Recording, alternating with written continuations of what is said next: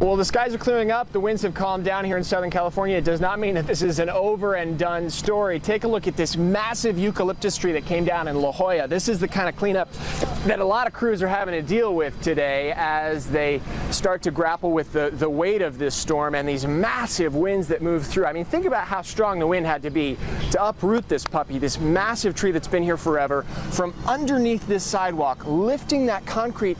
And it was right next to this massive building, too. So a wind gust had to come through at just the right angle and just the right speed to push this thing over. The max recorded wind gust just north of where I am here was 51 miles an hour as Hilary made her way into Southern California, the first tropical storm to do that in more than 80 years. Now a lot of work for crews, and the warning from officials that flooding could still happen and power lines on the road may still be live.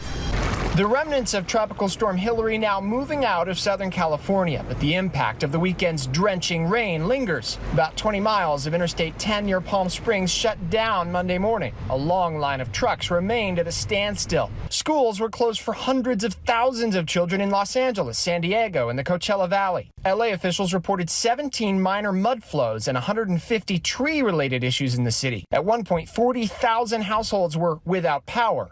We've got in-house meteorologists that have been tracking the storm for the last 5 days, and they help us make sure we know where the biggest impacts are going to be. We can pre-position crews to be very responsive, make sure equipment's ready.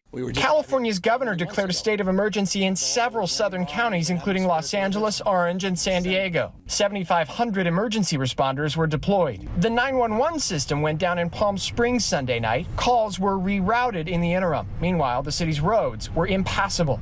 Right now, we have flooding on all of our roads. There's no way in or out of Palm Springs, and that's the case for the majority of the Coachella Valley. We're all stuck. Our major freeway, the I-10, is also closed in both directions. So this is a very extreme situation at the moment. Flight delays and cancellations are stacking up across the Southwest, with 75 cancellations at San Diego International Airport, according to FlightAware. Hilary is the first tropical storm to move into Nevada, and Las Vegas is already experiencing flooding. Some areas have gotten 1.5 inches of rain, which is what typically falls in a year. The city's fire and rescue is helping homeowners respond. I came out to get sandbags, trying to protect my house. Northeastern Oregon and Idaho could see flash flooding and mudslides like this when the predicted heaviest rain of the day hits that region. James Packard, Scripps News, San Diego.